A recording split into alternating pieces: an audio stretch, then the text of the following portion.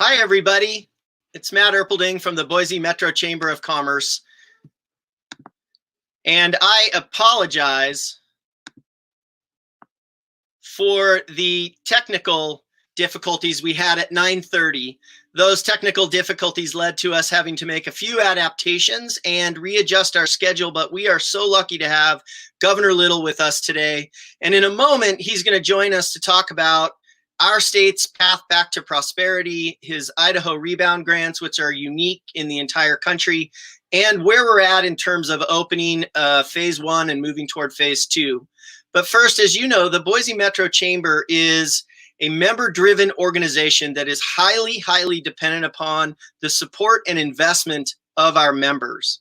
And today we have four incredible sponsors of this event, and we would like to thank them for continuing to be supportive of the quality program that we bring to our community, even if we have some technical difficulties in that process. But Idaho Central Credit Union has been an amazing supporter. Colliers International and the Gardner Company have also been longtime supporters. And in particular, today we want to recognize Albertson Companies. Albertson's Companies is one of the nation's largest employers for frontline workers during the COVID-19 pandemic, and they happen to be an Idaho-based company. The hard work that they're doing is amazing, and they've prepared this brief thank you to our frontline workers.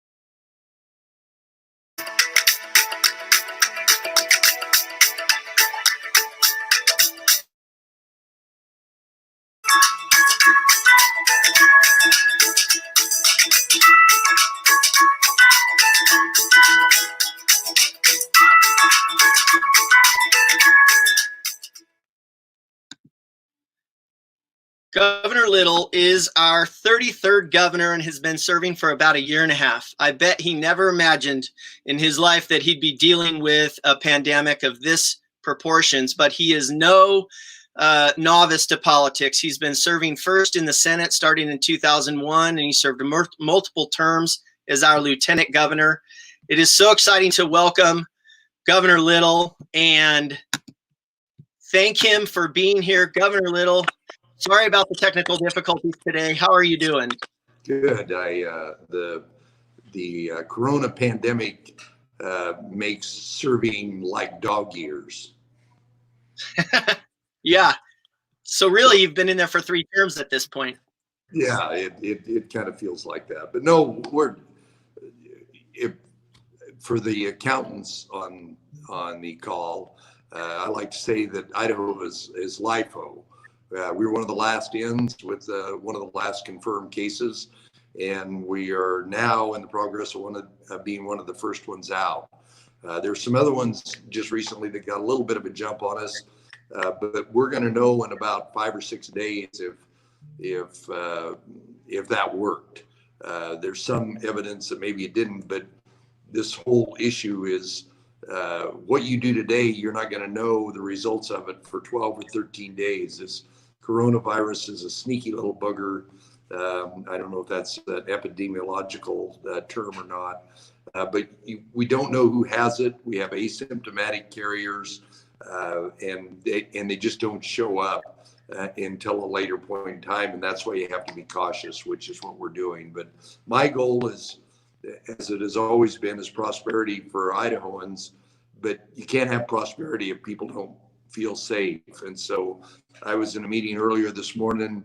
We're going to roll out some promotional plans, which was one of the recommendations from one of my economic advisory committee, so that as we get into this, we can urge people to go back to pursuing commerce more than they have right now. So really quick, let's just check in on how we're doing in the coronavirus epidemic. And as you know and have been explaining, our cases have been going down statewide, but where are we at in terms of cases and emergency room visits? And are we on a path to hopefully being able to open and move to phase 2 at the end of next week? Well, I'll go to the last of the question first. And right now, yes, we've got over 2,000 that have been confirmed. And some of them aren't lab confirmed, but there's a high probability that they did have the coronavirus. We've got 60 some deaths, which is a tragedy, and kind of scattered around in two or three, four major areas around the state. Our healthcare capacity, which is critical, is okay. But as we found out when it started in Blaine County and then went down to Twin Falls, we ran out of healthcare capacity there very fast in both those communities. And we're fortunate that they had a relationship with our healthcare here in the Treasure Valley to pick up the slack. That's absolutely what we don't want to have happen, is run out of healthcare. I've got some counties in Idaho where they have no lab confirmed cases. They could have coronavirus there, but they don't have any healthcare capacity. I get a lot of pressure to open those areas up, and I haven't totally thrown that idea out.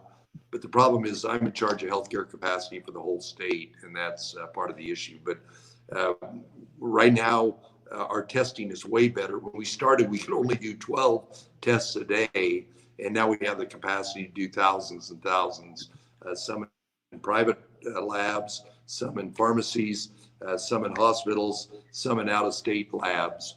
And so our testing capacity is getting up. It's not as broad as we need. I've got some areas of the state that don't have access to testing, and we're going to be there probably in a week, having more capacity. The federal government has sent us a lot of resources, reagents, swabs, some of the things we need. The one thing we do need that I've got a call with the administration is cartridges for these Abbott machines, because there's a lot of Abbott machines around Idaho, but we don't have cartridges for them. So, but we're pretty good shape from a testing, particularly compared to where we were, Matt. Well, and recently there was a study that came out of Harvard that said that Idaho was one of about 15 or 17 states that was at a place where we had an adequate amount of testing to be able to move forward with phase one. And that's a huge testament to the work that Health and Welfare and your administration is doing to make sure that we're moving in the right direction. A question with regard to, as we move into really talking about why we're here today, and that is the Idaho Rebounds cash grants.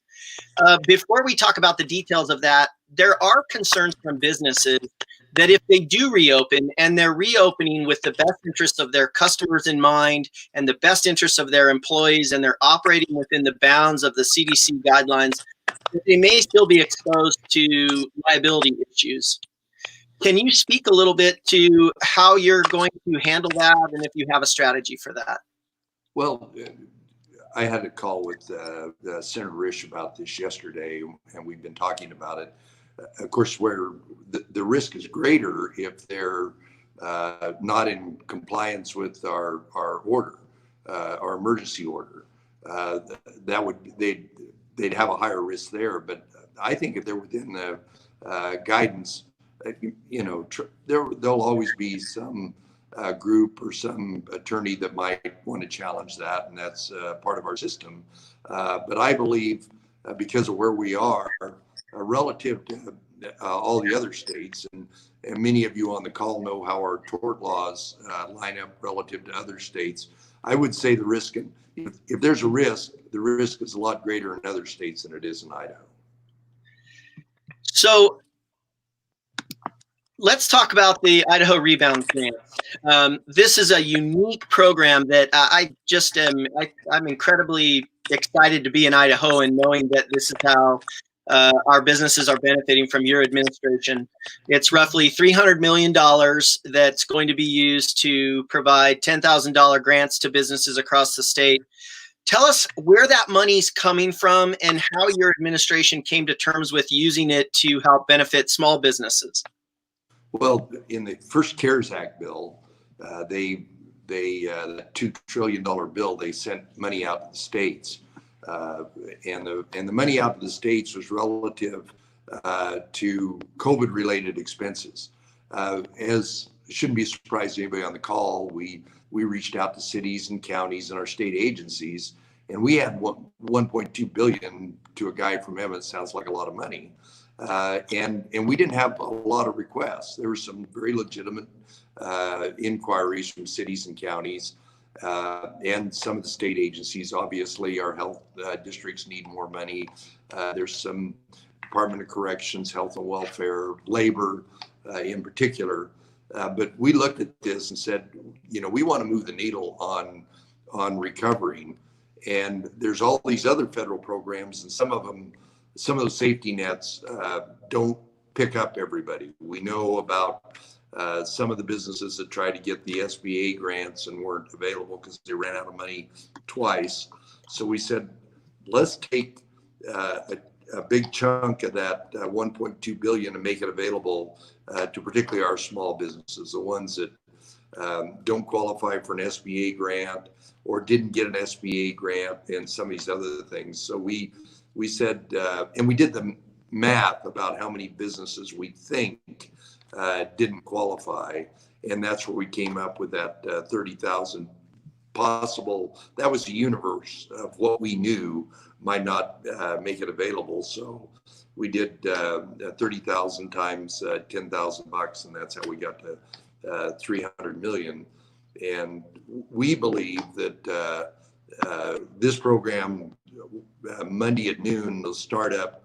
The end of applications will be Friday at noon. That we can get this money out very rapidly. Now, it's if you got the SBA money or if you got one of the other pandemic, you don't qualify. And I will confess to you that we're still behind the curve, as are quite a few states, in getting some of that money out. In fact, I had a meeting on that already this morning. But we're trying to fill in the gaps in the safety net. That $300 million is a recommendation to me from my not only my Corona financial management, but my business management advisory committee. So who are the businesses that qualify? Is it sole proprietors, LLCs, partnerships, S Corp, C Corp? Am I missing any of those details? Well, and even the nonprofits, the limited a limited group of the nonprofits that 501c6s, C3s, veterans organizations, tribal businesses. That's the. Of course, if you're an individual, we're getting.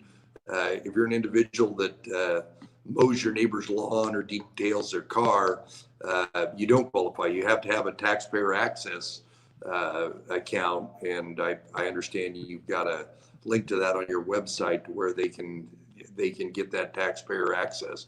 But we'll make sure to put it up here.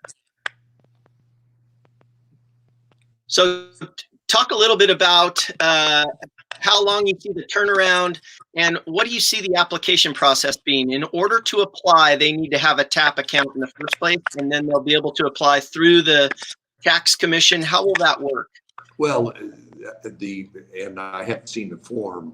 I think I saw a draft of it, but I haven't seen the final form. But basically, it asks you, or do you qualify in these areas? Did you get this other money? Did you get the SBA money? Did you get the PPP money? If you didn't, then you're definitely in the queue. But you have to have a taxpayer access account, and you have to basically certify that you didn't get those other sources of federal funding.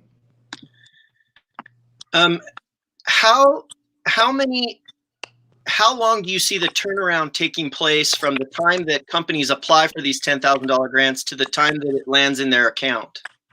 It'll be pretty rapid. We'll, Friday at noon is the end of the sign up for the 1 to 19 employees. The next week there'll be money going out. So we think in a week's time. And are there any exclusions beyond if you've gotten an insurance payment of $10,000 or more, if you've gotten the PPP program, and if you've accessed an SBA economic disaster loan? Who else would be excluded from this process? I'm glad you brought up the business interruption insurance. If you were a beneficiary of business interruption, I mean, logically, we're just trying to look at the businesses that just missed out on all the other programs. This is not going to be perfect. We're going to have some examples of somebody for whatever reason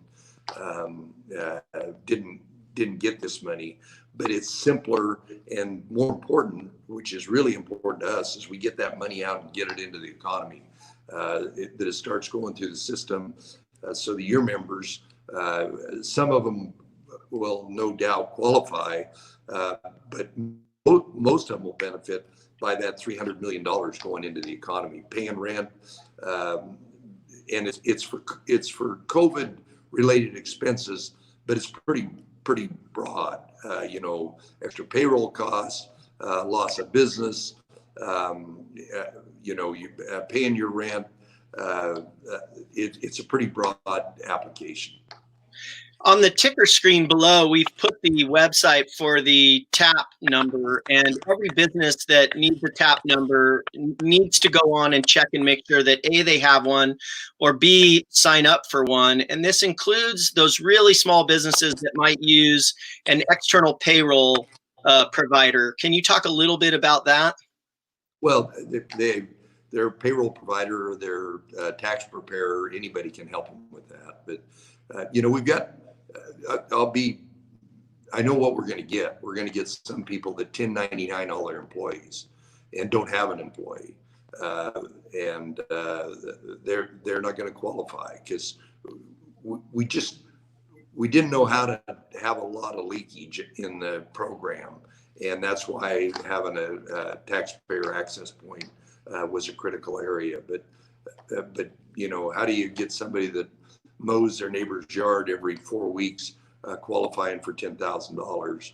We're trying to get people that really do have small businesses that really do have employers that were impacted and were beneficiaries of the big federal programs.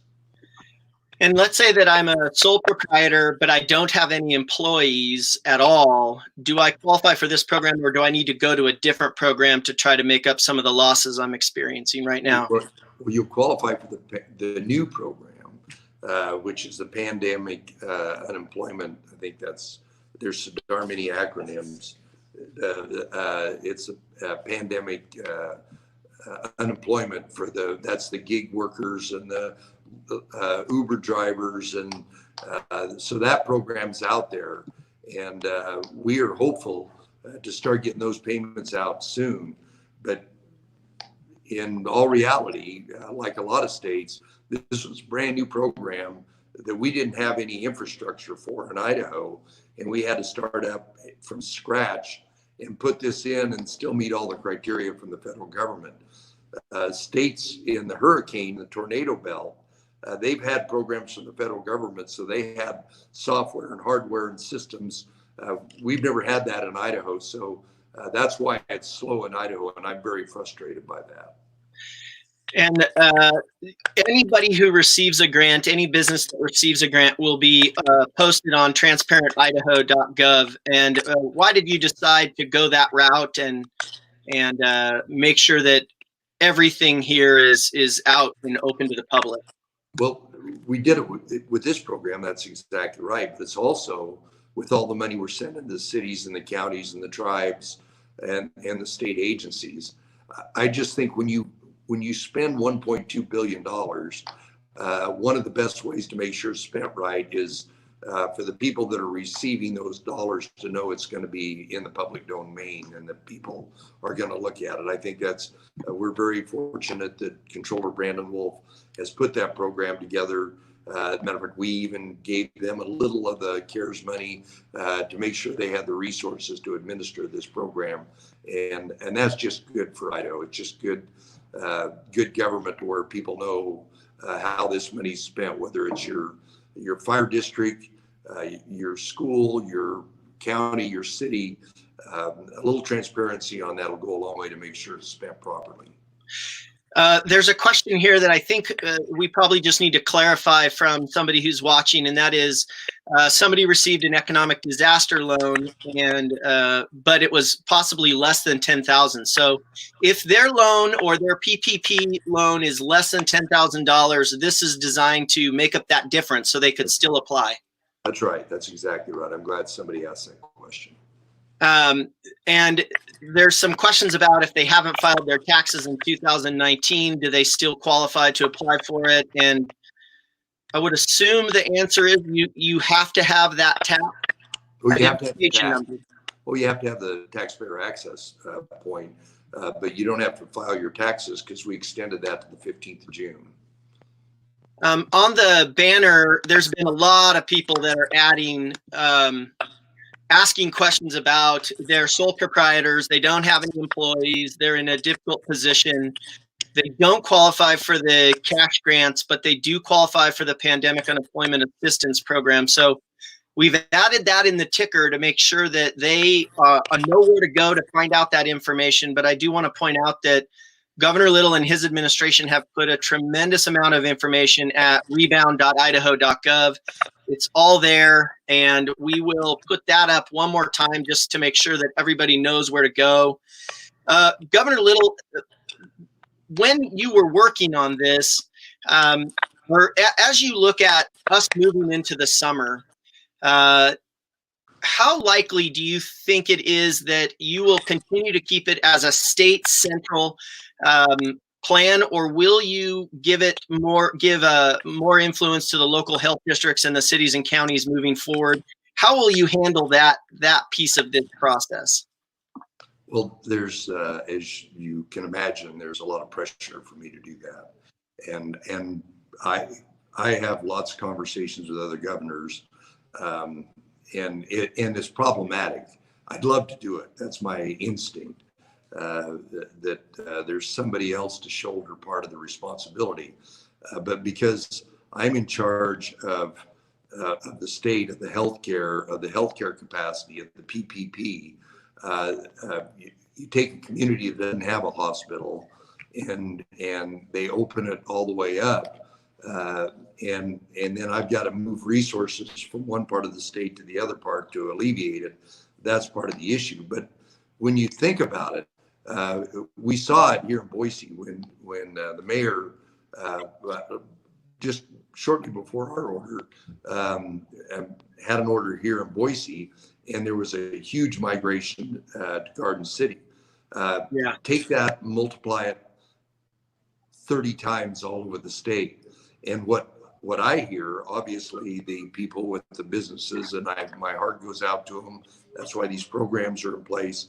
But what I hear, and we're going to have a lot of this issue in North Idaho, as we open up Kootenai County and massive amounts of people come over from Spokane, they're going to overrun healthcare capacity, public safety.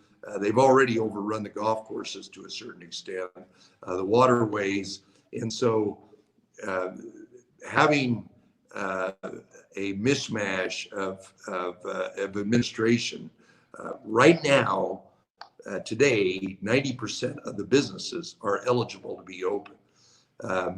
In about 8 days, 95% of the businesses will be open. And they'll be open uniformly rather than arbitrarily and capriciously, depending upon whether it's a health district line or a city line. And I just ask people to be patient until that point in time, because as I've studied this, as I've talked to other governors, as I've talked to the CDC, this is a better way of doing it. But I understand the pressure. If you're a hairstylist or a bar owner in one of these areas and you don't have much spread, but the problem is if spread starts there, then it falls on the shoulders of the entire state. And it's not perfect, but it's the most advised way by CDC, the White House, and everybody else. And just to be clear, the first round of applications for the Idaho Rebounds grant is on Monday at 9 a.m. Yeah, noon on Monday to noon on Friday. Noon on Monday to noon on Friday. And if there is if there's any resources left over, there will be a second round of applications, correct?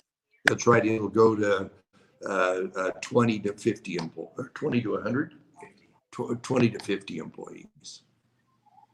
And well, we believe we've got enough for the first subscription. Yeah, there are just so many businesses that are in dire need of these cash grants, and we are thankful that your administration has thought of a way to utilize that federal dollars to help small businesses. And we're thankful that you were so patient with our technology problems this morning. It was a brief moment of panic, at least from my side. And we will put up in the comments, we'll try to answer comments from folks who have questions. But remember that you need to have a TAP number in order to be able to apply for the Idaho Rebounds grants. You can go to rebound.idaho.gov to get more information. And Governor Little, thank you so much for taking 30 minutes out of your day and speaking with us. And we'll talk to you soon. All right. Thanks, Matt.